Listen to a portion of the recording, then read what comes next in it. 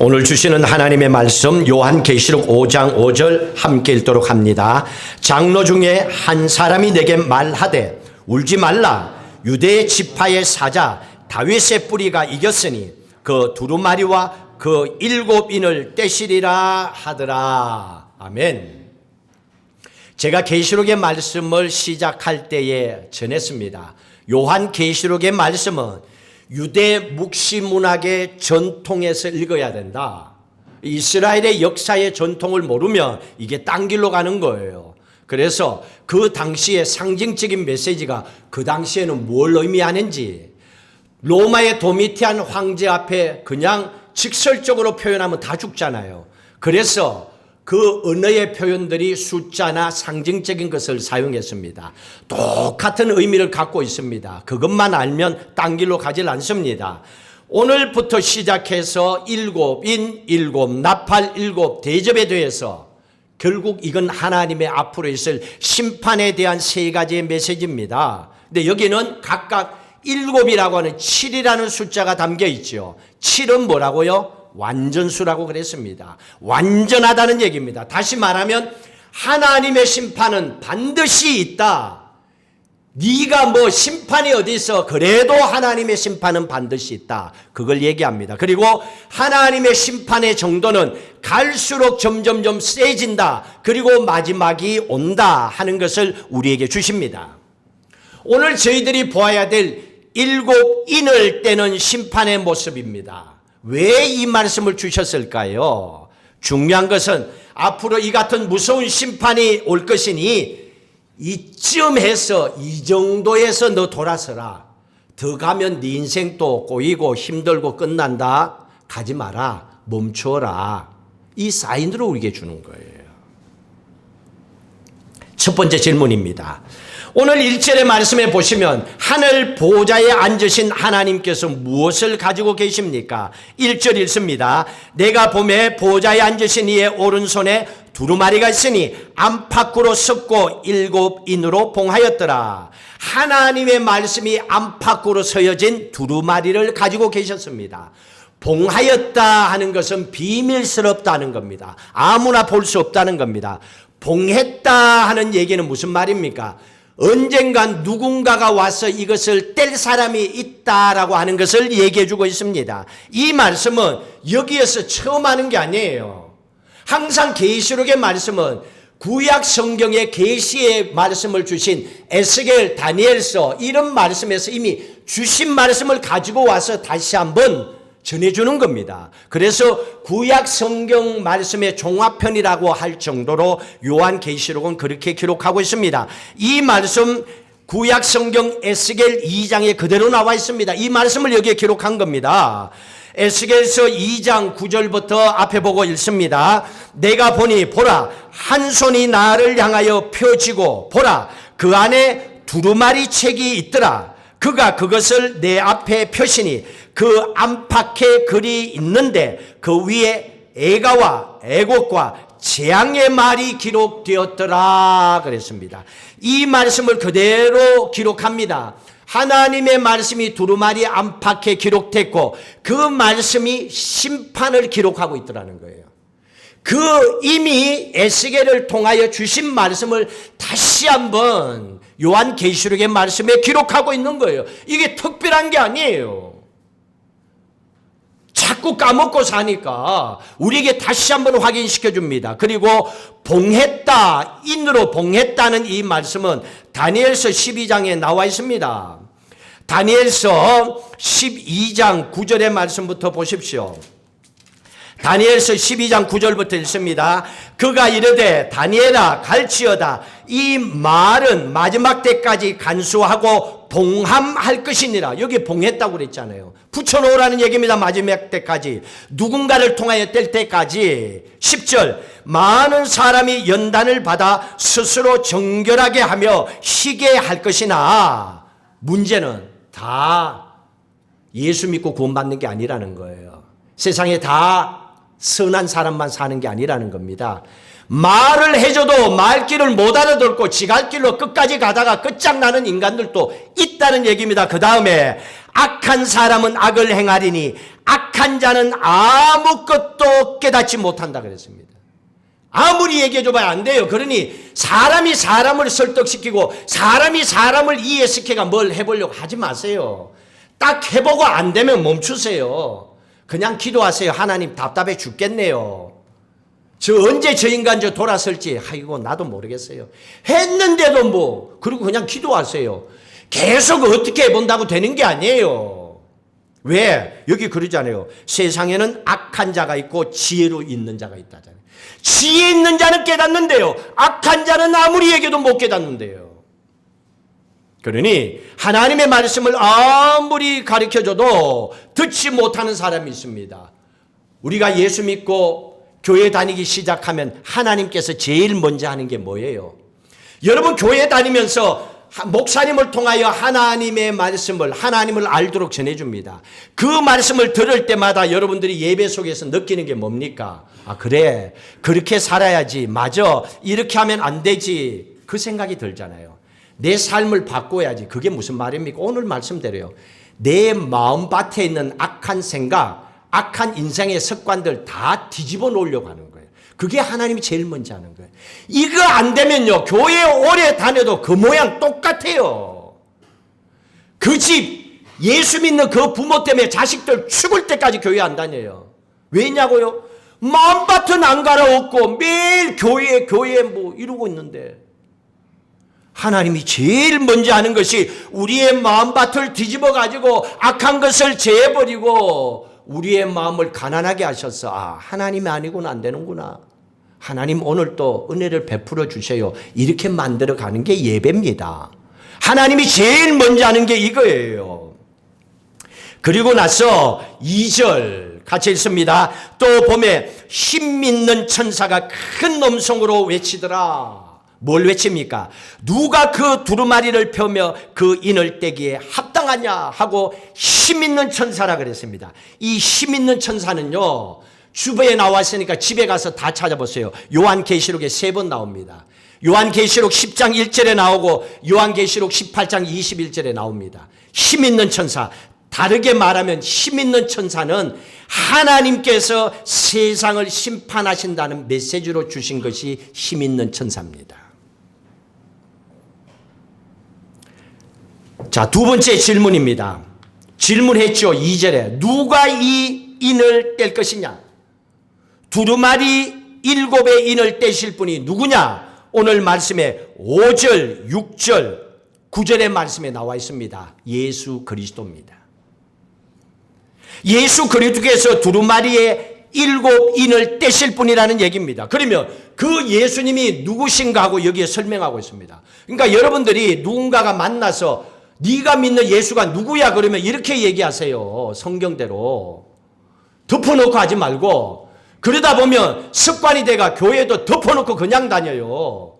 그럼 나중에 교회 다니고 나서 뭐지? 이러고 인생 끝난다니까요.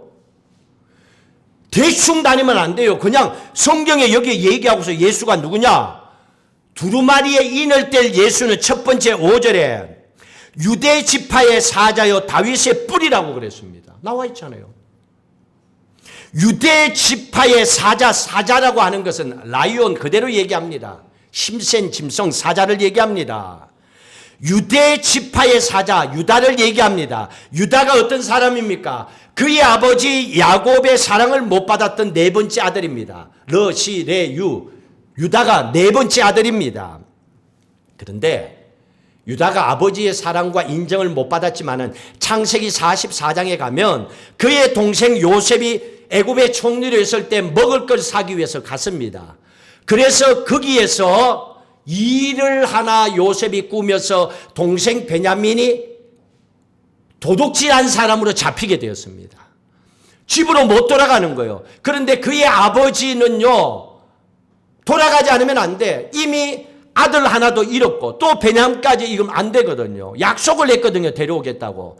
그때에 이 동생 베냐민을 살리기 위해서 유다가 나가서 요셉 앞에 얘기합니다. 만약에 동생 베냐민이 안 가면 우리 아버지 죽습니다. 그러니까 나를 붙잡아 놓고 내 목숨 줄 테니까 내 동생 보내달라고. 자기 목숨을 그 상황에서 내놓았던 사람이 유다입니다. 그래서 여기에서 유다 지파의 사자라고 얘기하는 거예요. 다윗의 뿌리라고 그랬습니다. 다윗은 어떤 사람입니까? 이새의 8번째 아들입니다. 그 당시에 기도하면 땅에 하나도 떨어짐이 없는 대단한 권력을 가지고 능력을 가졌던 사무엘 선지자가 이 집에 찾아왔어요. 왕을 세우기 위해서. 아버지는 형들 7은 내비두고 동생 다윗은 저 양치라 보냈어요. 모두를 보았지만 하나님의 마음이 들지 않았습니다. 그리고 그의 아버지 이새조차 막내 아들을요, 이름을 안 불러줬어요. 다윗이라고 안 불러주고 말할 때마다 막내 아들 그래요.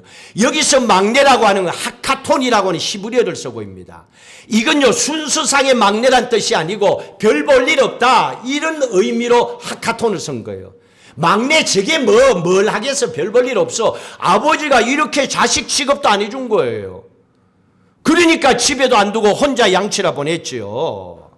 그리고 이름도 안 불러줬지요. 그런데 이렇게 집안에서도 아버지에게도 보잘것없는 이 자식, 존재감 없었던 이 아이가 골리앗이 하나님의 이름을 모욕할 때 자기의 생명을 내던지며 달려가서 하나님의 이름을 모욕하는 골리앗과 싸웁니다. 자기 목숨을 내놓았습니다.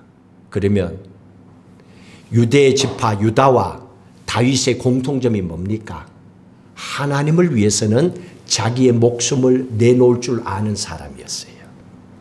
그러니까 여기에 들어가죠. 그러니까 그 족보를 통하여 예수 그리스도가 나게 하신 거예요. 금수저에게 난 게 아니에요.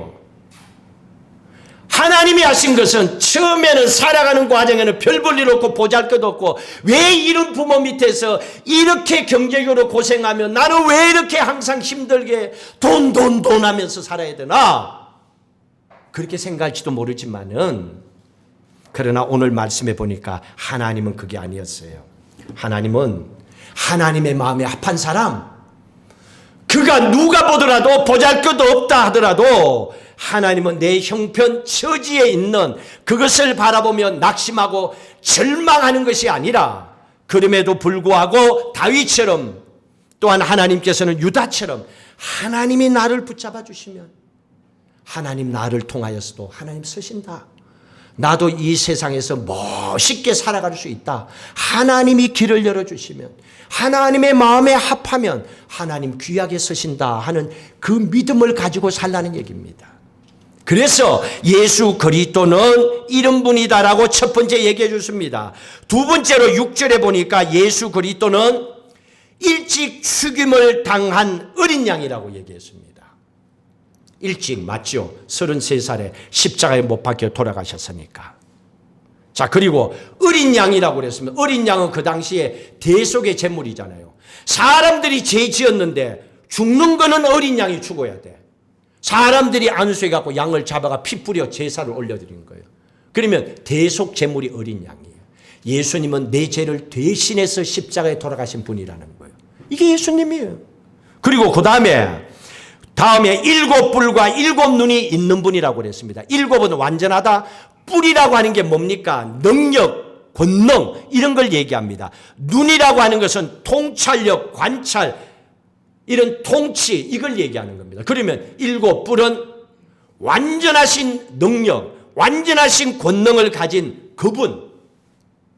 7 눈이라고 하는 것은 완전하신 통치자, 세상을 하나 빠짐없이 지켜보고 계시는 분, 그런 분입니다.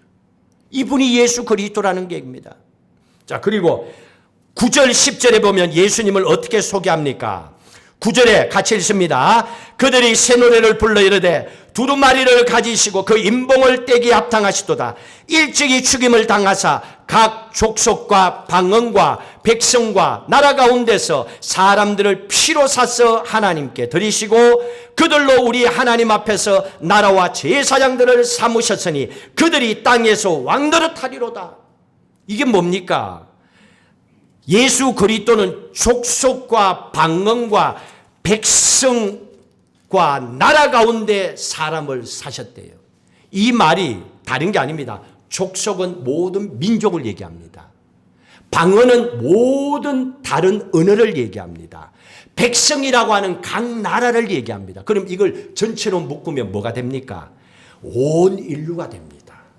세상 모든 인류를 구원하기 위해서 오신 분, 그분이 예수 그리스도라는 겁니다. 얼마나 정확하게 잘 설명을 해주고 있습니까? 인을 떼실 분이 바로 이분 예수 그리스도라는 얘기입니다. 자, 그리고 예수님께서 이 두루마리를 받으셨습니다. 이 두루마리를 받고 인을 떼기 전에 어떤 일이 있었는가? 그러니까 여러분들 교회 와서 하나님 좀 줘봐요 하기 전에 먼저 해야 될 게 있습니다. 제발 서두르지 마세요. 체합니다 그러다가는. 하나님 앞에 와서 순서를 잘 정해야 됩니다. 자, 5장 8절 한번 볼까요? 뭘 먼저 했는지 같이 읽습니다. 그 두루마리를 취하심에 네 생물과 24장로들이 그 어린 양 앞에 엎드려 각각 검은고와 향이 가득한 금대접을 가졌으니 이 향은 성도들의 기도라 그랬습니다. 24장로는 모든 하나님 예수 믿고 구원받은 성도들을 얘기합니다. 네 생물이라고 하는 것은 하나님이 창조하신 창조물의 대표를 얘기한다고 그랬습니다. 자, 그들이 하는 게 뭡니까? 하나님 앞에 검은고와 향이 가득한 금대접. 향이 뭡니까? 성도의 기도라 그랬잖아요. 여러분들이 이 세상 지금 살아가면서 하나님께 올려드린 기도가 그 금대접에 다 담겨 있는 거예요. 하나도 떨어짐이 없어요. 그러니 여러분 기도하고 나서 뭐 하나님 어디에 들어줬어? 어디에 뭐 내가 기도하는가 봐라. 그럼 하지 마세요. 나중에 가서 봐요. 손해보는가 덕을 보는가 기도 안 해가지고. 선택은 여러분들이 하는 거예요. 그러나 성경대로 살면 복을 받고 하나님이 책임지고 그거예요. 향으로 여러분들이 올려드린 기도가 금대접에 담겼는데 하나님 앞에 향으로 올려진다는 얘기예요.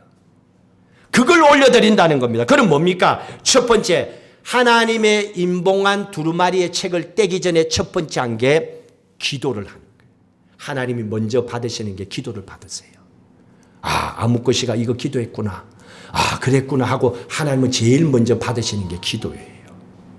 기도를 받으시고 두 번째로 또 받는 게 뭡니까? 12절, 13절의 말씀, 12절 말씀 같이 읽을까요? 큰 음성으로 이르되 죽음을 당하신 어린 양은 능력과 부와 지혜와 힘과 존귀와 영광과 찬송을 받으시기 합당하도다. 13절도 찬송과 존귀와 영광과 권능을 세세로 돌릴지어다. 찬송을 받으셨다는 얘기입니다.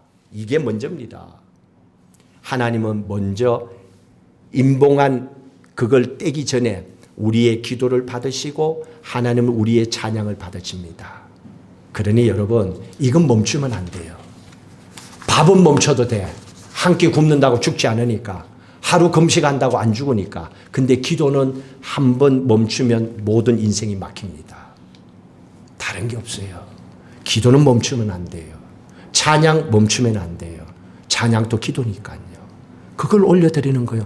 하나님이 임 떼기 전에, 다시 말하면 심판하기 전에 먼저 보시는 게 그래 네가 기도했구나, 그래 네가 찬양했구나, 이걸 먼저 보는 거예요. 이거 해놓은 게 없으면 뭐 할 수 없잖아요. 뭐 목사가 가서 대신 뭐 메이크업 해줄 수 있나? 내가 대신해 줄 수도 없어요. 여러분들이 하셔야 돼요. 이 땅에서 사과해야 되는 거예요. 드디어 인을 떼십니다.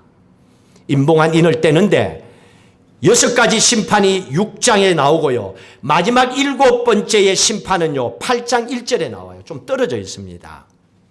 자, 보시면 이렇습니다. 첫 번째 인을 떼실 때 어떤 일이 일어났는가? 2절 같이 읽습니다. 2절. 이에 내가 보니 10마리인데 그 탄자가 활을 가졌고 멸관을 받고 나가서 이기고 또 이기려고 하더라. 10마리를 탔습니다. 희다, 순결하다, 깨끗하다는 의미잖아요. 말을 탔대요. 10마리를 탄 자가 활을 쏜대. 여러분 한번 생각해보세요. 말을 타. 이거 붙잡고 있어야 되는데 이걸 안 붙잡아 활을 쏴. 이 보통 사람이 아니에요. 무예에 능한 사람이에요. 백발백중이야. 쏘면 팍팍팍 꽂히는 사람이에요. 굉장히 능력 있는 사람입니다. 이런 사람은요 모든 사람이 무서워하죠. 근데 왜 이 말을 했느냐? 그 당시에 로마인들이요, 기억 속에 말만 하면 아이고 무서워, 아이고 무서워 하는 게 있었어요. 이게 페르시아 후예였던 파르티아라고 하는 사람들이 그때 있었어요. 역사의 기록입니다, 이게. 로마인들이 가장 두렵고 말만 해도 뜨는 존재들이었습니다. 파르티아라고 하는 로마의 적대 세력이 있었습니다. 이 사람들은요, 도미티안 황제가 다스리고 있는 20년에 전에 있었던 사건입니다. 그런데 그때의 사건이 아직까지 남아있는 거예요. 게릴라전을 일으켜가지고 로마 곳곳을 다니면서 쑥대밭을 만들어 놓은 거예요. 신말을 타고 활을 쏘고, 그러니까 로마인들이 막 질리는 거야. 파르티아 그러면 그냥 막 사람들이 몸이 오싹오싹하고 무서워하는 거예요. 신말을 타고 쏘니까. 그러니 이 당시에 가장 무시무시한 걸로 정신 차리지 못하는 로마인들에게 주신 메시지입니다. 하나님의 예언의 말씀을 로마인들이 알아듣도록 하기 위해서, 두려움을 가지도록 하기 위해서, 너 그러면 네 인생 끝난다 하는 사인으로 하나님 주시기 위해서 역사적으로 20년 전에 있었던 이 사건을 그대로 가져와서 설명하는 거예요. 흰말 탄 활을 쏘는 자, 파르티아. 심판은 이렇게 무섭다는 걸 하나님 설명해 줍니다.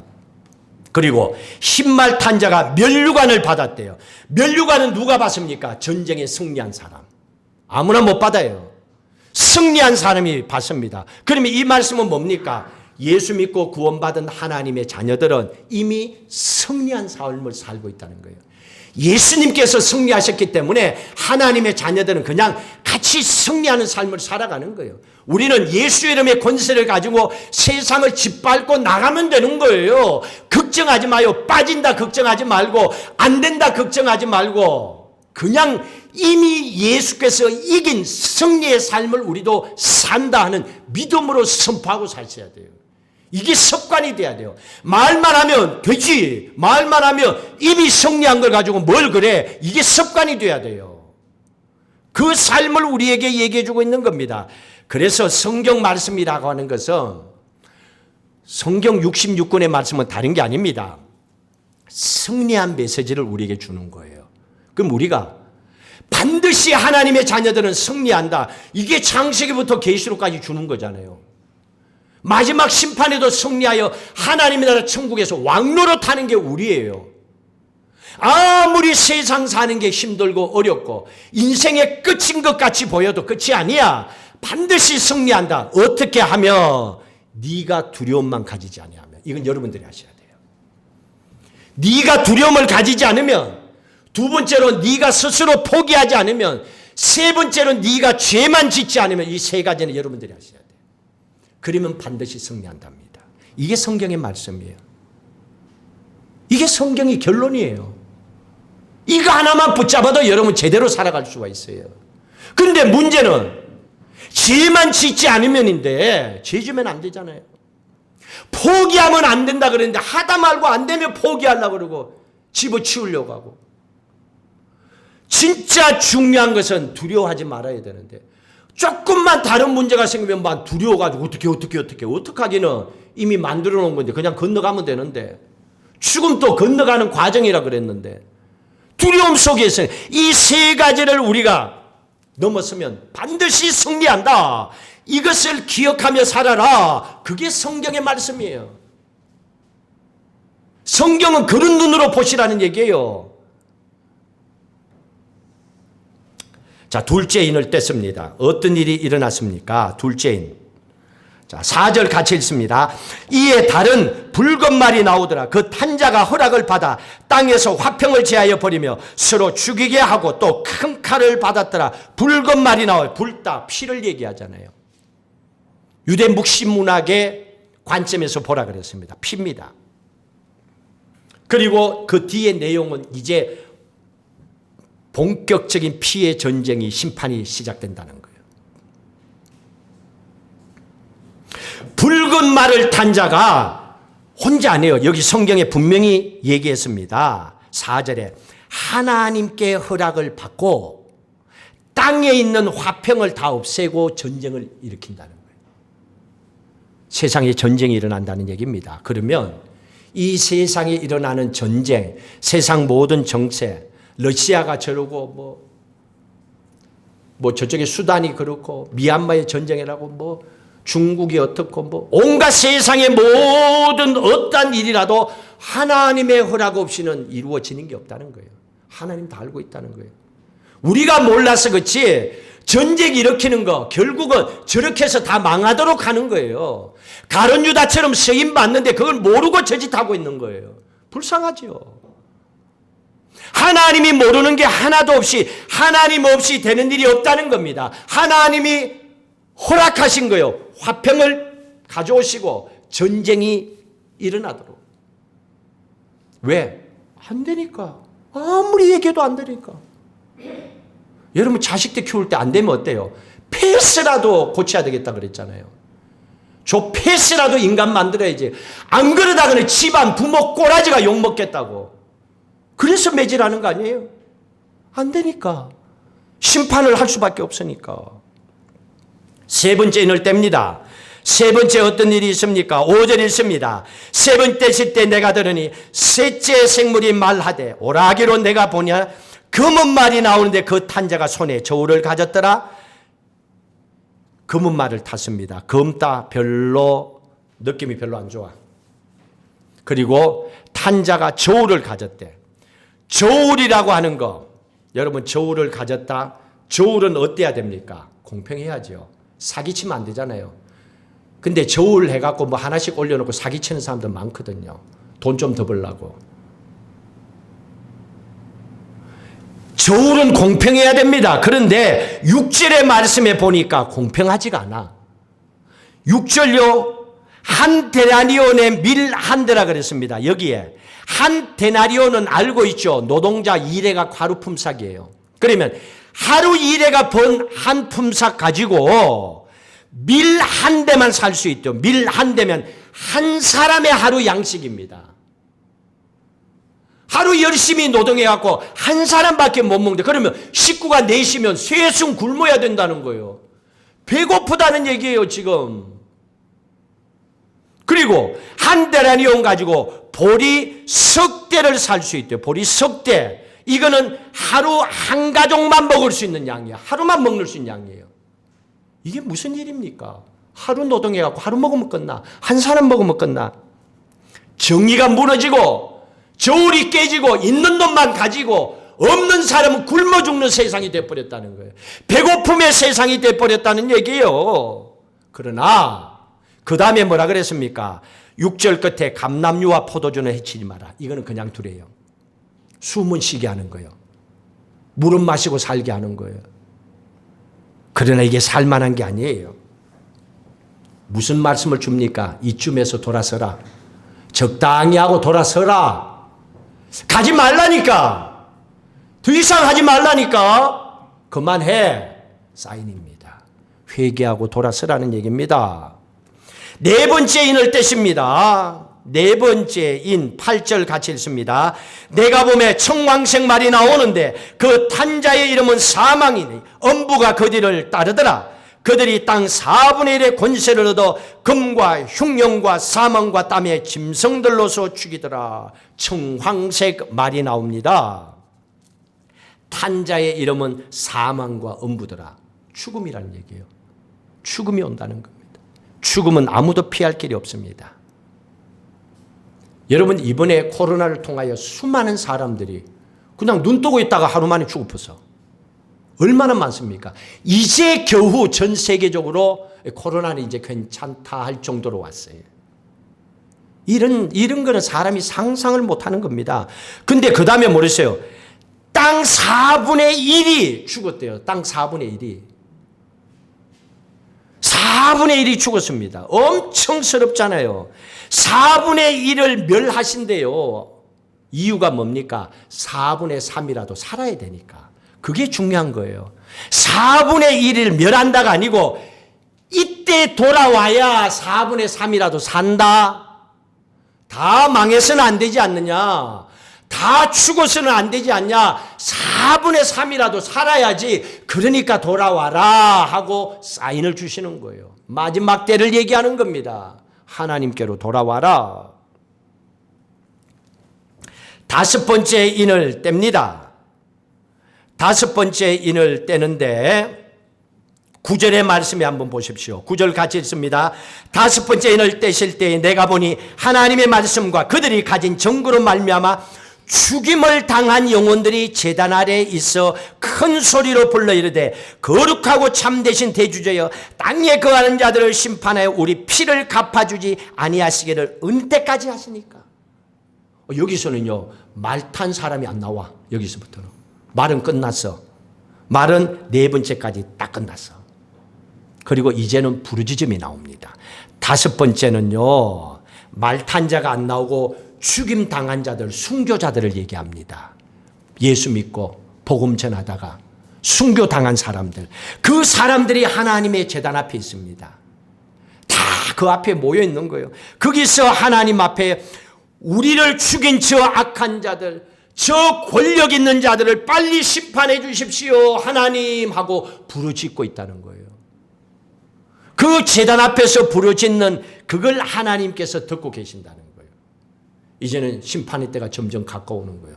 악한 무리들은 하나님이 해결하셔야 돼요. 저 그림처럼 우리가 할 수 없어요. 하나님의 거룩한 제단 앞에 순교자들이 모여서 하나님 앞에 기도합니다. 그런데 한 가지 잘 보세요. 11절 마지막, 요거 2단처럼 해석하면 안 돼요. 11절 마지막에 그들의 동무종들과 형제들도 자기처럼 죽임을 당하여 그 수가 차기까지 하라 하시더라. 이게 무슨 말이죠? 그 수가 차기까지 하라. 이게 무슨 말입니까? 김 집사 너도 순교해라. 권 집사 너도 순교해라. 이 말일까요?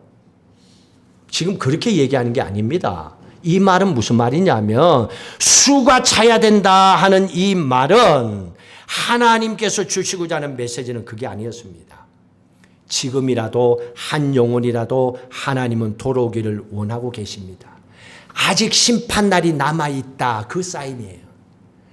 아직까지 한 영혼이라도 구원할 수 있는 시간이 남아있다. 그러니 그 영혼들을 구원하는 일에 몸부림을 치라. 이 얘기입니다. 이거 잘못 해석하면요. 전부 다 순교하려고 기독교 예수 믿으려면 그냥 총 팍 쏘아보고 목 잘라버리고 이런 데 있잖아요. 가서 자꾸 순교하려고 그러는데 나도 못 말려. 지가 가겠다는데. 근데 성경을 제대로 알고나 가야지. 그런 순교가 아니라는 거예요. 한 영혼이라도 구원하는 일에 순교하는 마음을 가지고 헌신하라는 얘기예요. 왜? 아직까지 남아있으니까. 아직까지 하나님께서는 심판의 날이 남아있다고 우리에게 얘기하니까 한 영혼이라도 구원해라. 하나님은 그걸 얘기하고 계십니다. 여섯 번째 인을 떼십니다. 12절의 말씀에 보십니다. 같이 읽습니다. 내가 보니 여섯 번째 인을 떼실 때에 큰 지진이 나며 해가 검은 털로 짠 상복같이 검어지고 달은 온통 피같이 되며 하늘의 별들이 무화과 나무가 대풍 연들어 설익은 열매가 떨어지는 것 같이 땅에 떨어지더라. 이게 무슨 말이에요? 세상 천지에 온데 자연의 재해, 그냥 막 재앙이 있는 거예요. 하늘이 갈라지고 지진이 터지고 막 온갖 일들이 그냥 막 태양이 까맣게 돼버리고 이게 뭐야? 사는 게 아니야 이거 세상이. 이런 때가 온다는 거예요. 이건 하나님이 하시는 거죠. 여러분들이 믿든지 안 믿든지 성경에서는 분명히 우리에게 얘기하고 있습니다. 자연재해가 일어납니다. 그런데 이 일이 일어나면요, 있는 자나 없는 자나 잘난 사람이나 못난 사람이나 배운 사람이나 못 배운 사람이나 똑같이 살라고 숨대요. 평등해진대요. 자연재해에 당하면요, 사람이 다 평등해진대. 15절 같이 읽습니다. 땅의 임금들과 왕족들과 장군들과 부자들과 강한 자들과 모든 종과 자유인이 굴과 산들의 바위 틈에 숨더래요. 눈 안에 날 것 없이 가진 자도 살라고 숨고 다 똑같이 평등해진다. 이거는요, 아무도 자연재해를 피할 자가 없다는 겁니다. 하나님의 마지막 심판 진노를 피할 자가 없다는 겁니다. 돈 있다고 못 피한다는 얘기입니다. 그러면 이 말씀 속에는 이제 됐다. 이제는 돌이켜라. 이제는 하나님께로 돌아와라. 이제 저울질 그만해. 공평하신 하나님을 바라보고 회복해야 된다.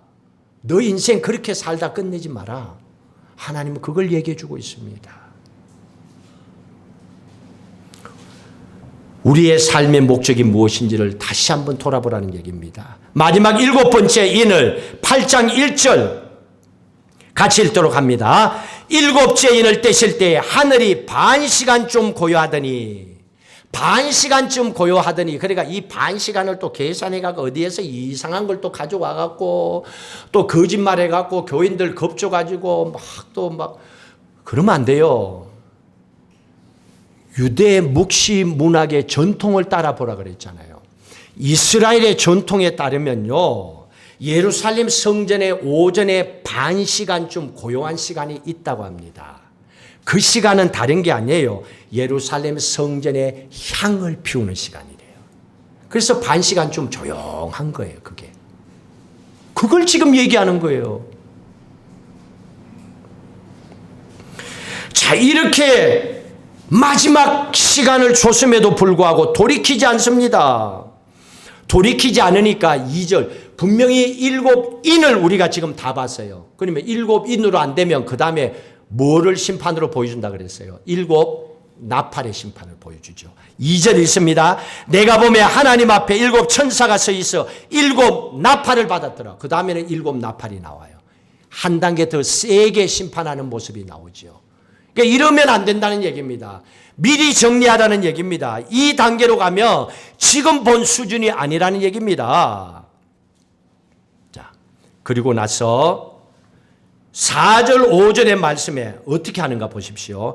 하나님 앞에 향이 되어 여러분의 기도가 올라갑니다. 그리고 나서 기도를 받으시고 순교자의 기도를 받으시고 믿음으로 몸부림치는 성도들 기도를 받으시고 하나님이 확 안 되니까 이렇게 하십니다. 자, 5절 같이 읽습니다. 천사가 향로를 가지고 제단에 불을 담아다가 땅에 소돔에 우레와 음성과 번개와 지진이 나더라. 제단에 불을 담아 땅에 확 쏟아 부었대요. 땅에서 불이 내리더라는 얘기입니다. 땅에 불을 내린다는 것을 얘기하고 있습니다. 왜? 안 되니까, 안 돌아오니까. 그리고 순교자들의 기도가 있었잖아요. 하나님 이 억울함을 해결해 주십시오. 하나님 심판해 주십시오. 여러분, 내가 억울함을 당했으면 억울하다고 얘기 안 할 사람이 어디 있어요? 내가 원수를 못 갚았으면 하나님 나 대신에 원수 좀 갚아줘요 하고 기도 안 할 사람이 세상에 어디 있어요? 그러니 기도한 거예요. 그리고 하나님 받으셨어요. 그리고 하나님께서 제단의 불을 가지고 세상 땅에 부어버린 거예요. 심판이 시작되는 거예요. 악한 자들을 하나님께서 해결하겠다는 거예요. 그래, 여러분 악한 사람들 만나면 여름의 힘으로 하려고 열받지 말고 해갖고 갑자기 혈압으로 가지 마시고, 잘못하면 일찍 갈 수 있어요. 그냥 그렇구나. 하나님 1번 맡깁니다. 하나님께 맡기세요. 또 살다 보면 어느 인간이 나와 하나님 참 죽겠네요. 오장육부가 틀리고 그렇네요. 2번 맡깁니다. 그것 때문에 열받지 말고 뚜껑 열리지 말고 오장육부 터지지 말고 여러분 주신 평안의 삶을 누리라는 얘기입니다. 하나님께로 돌아가라는 얘기입니다. 하나님께서 그걸 하신다고 그랬습니다. 하나님께서 임봉한 두루마리를 예수 그리스도께서 받으시고 그 인을 하나하나 떼셨습니다. 오늘 이 말씀을 통하여 진짜 중요한 것은 아직까지 시간이 남아있기 때문에 한 영혼이라도 더 구원하는 일에 교회가 성도들이 애쓰고 수고해야 됩니다. 그러기 위해서 기도해야 됩니다. 마지막 하나님의 심판을 피할 자는 아무도 없기 때문에 그러기 위해서 우리가 할 수 있는 것은 오직 기도밖에 없습니다. 기도는 우리가 하나님 앞에 올려드리고 기도를 이루어 주실 분은 하나님입니다. 하나님의 카이로스의 시간에 맞춰서 하나님께서 시간과 장소와 때를 정해서 우리에게 응답해 주십니다. 올려드리십시오. 기도를 멈추지 마십시오. 그리고 기도하면서 현재 상황을 바라보고 두려워하지 마시고 포기하지 마시고 그 어떤 상황 속에서도 거룩한 하나님의 자녀의 삶을 선택하고 살아가십시오. 반드시 승리하게 하십니다. 이 삶을 주 안에서 한 주간 또 승리하며 나가시기를 주의 이름으로 축복합니다. 우리 마지막 찬양 함께 드리고 기도로 결단하시겠습니다.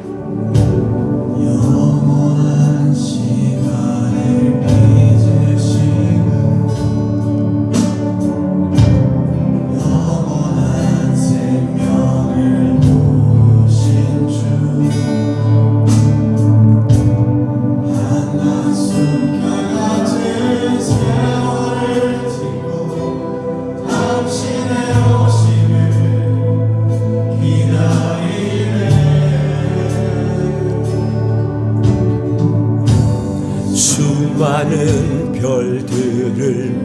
만드시고 수많은 생명을 품으신 주, 한나 숨결 같은 세상을 넘어 당신의 오심을 기다리네.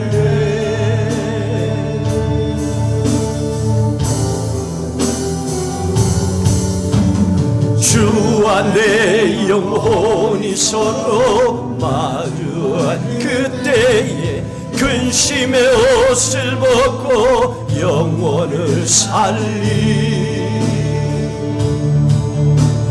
주와 내 영혼이 서로 마주한 그때에 고뇌의 옷을 벗고 영혼을 누리리.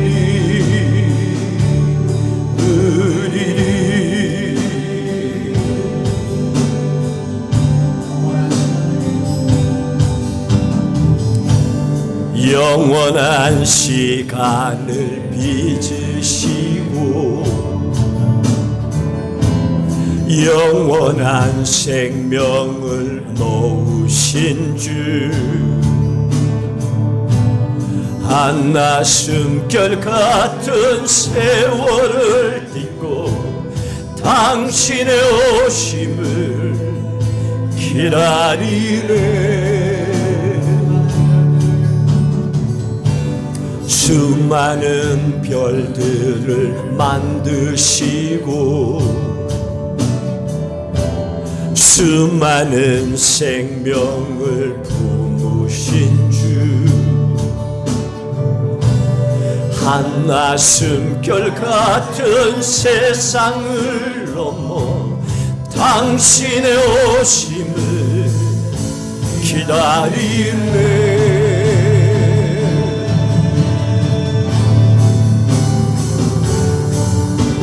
주와 내 영혼이 서로 마주할 그때에 근심의 옷을 벗고 영혼을 살리. 주와 내 영혼이 서로 마주할 그때에 고뇌의 옷을 벗고 영혼을 누리리. 주와 내 영혼이 서로 마주한 그때에 근심의 옷을 벗고 영혼을 살리. 주와 내 영혼이 서로 마주한 그때에 고뇌의 옷을 벗고 영혼을 누리리.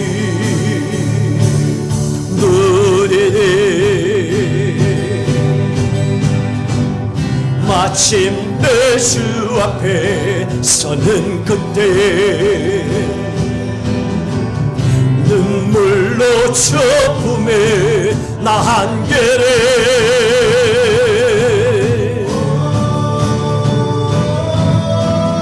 주와 내 영혼이 서로 마주할 그때에 근심의 옷을 벗고 영혼을 살리.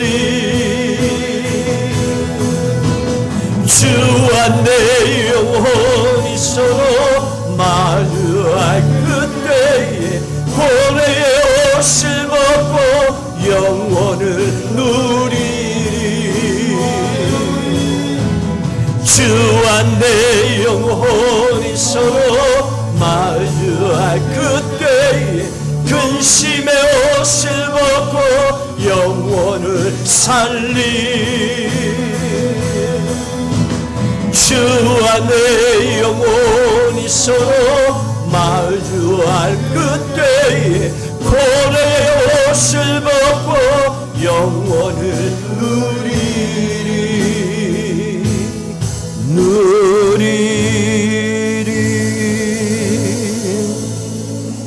우리 함께 결단하고 기도하십시다. 주님 말씀하십니다. 아직까지 시간이 남아있다. 영혼을 구원하는 일에 쓰임받기를 내가 원하노라. 그런 교회와 그런 성도 되기를 원하노라. 지금이라도 죄된 모습이 있다면 늦지 않았다. 회개하고 돌아와 주의 품 안에서 새로운 인생을 살아가기를 원하노라. 마지막 심판의 시간은 피할 자가 아무도 없다라고 말씀하셨습니다. 이제 우리는 예수 그리스도께서 이미 승리하신 삶을 살아가고 있습니다. 두려워하지 마십시오. 포기하지 마십시오. 죄만 짓지 마십시오. 그리고 십자가 붙잡고 승리하는 삶을 살아가십시오. 예수 이름의 권세와 능력이 여러분들을 붙잡아 주십니다. 합심해서 결단하고 기도하겠습니다. 할렐루야. 하나님 아버지여 감사합니다. 이미 예수 그리스도께서 승리하는 믿음의 삶을 살아가게 하시니 감사합니다. 아버지 하나님이여 주신 구원의 은총을 통하여 담대하게 세상을 승리하며 살아가도록 두려워하지 말게 하여 주시옵소서. 포기하지 말게 하여 주시옵소서. 죄만 짓지 않게 하여 주시옵소서. 남은 시간 한 영혼이라도 더 구원하는 일에 귀하게 쓰임받게 하여 주시고 주님께로 돌아가게 하여 주시옵소서. 마지막 심판대를 피할 자 세상에 아무도 없다고 했습니다. 하나님 아버지여, 오직 구원은 예수 그리스도의 이름의 권세와 능력 앞에 있음을 믿고 기도하게 하시고 하늘의 권세와 능력으로도 날마다 주 안에서 승리하는 삶을 살아가는 모든 주의 자녀들 삼아 주시옵소서. 믿음으로 승리하는 교회 되게 하여 주시옵소서. 믿음으로 승리하는 주의 자녀들 되게 하옵소서. 하나님 아버지여, 우리에게는 이 심판의 메시지가 회개의 메시지가 되게 하시고 주께로 돌아가는 축복의 통로의 메시지가 되게 하여 주시옵소서. 세상을 살리는 하나님의 말씀이 되게 하여 주시옵소서.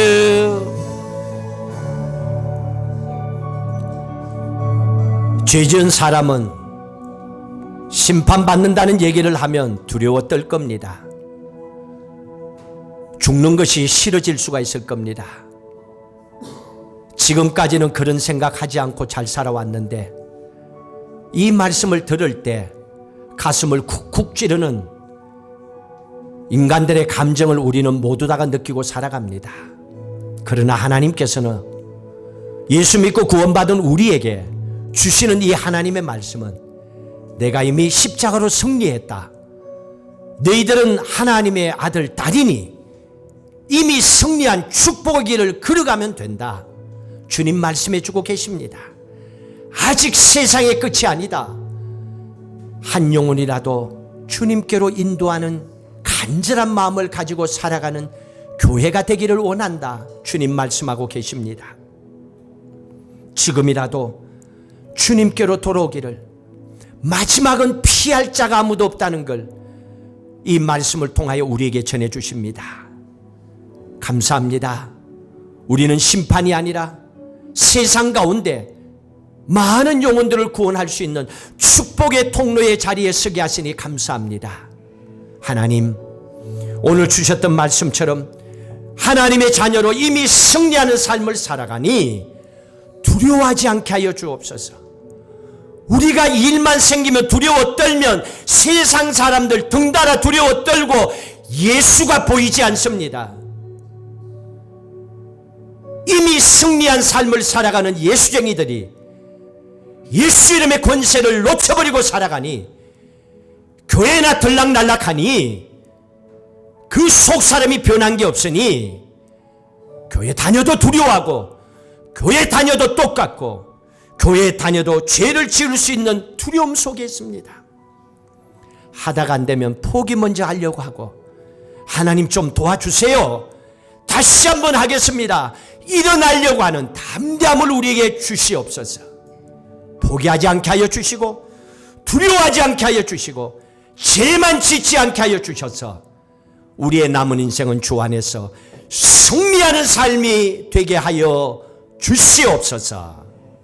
이제는 우리 주 예수 그리스도의 은혜와 하나님 아버지의 무한하신 사랑하심과 성령님의 인도 교통 충만하심이 우리를 하나님의 자녀 삼아주신 그 사랑 앞에 세상에서 축복의 통로로 살고자 결단하는 사랑하는 성도들 위해, 일터와 가정과 삶과 후손들 위해, 모든 기도 위에 역사하시고 응답하시는 그 축복이 영원히 함께 하시기를 간절히 축원하옵나이다. 아멘.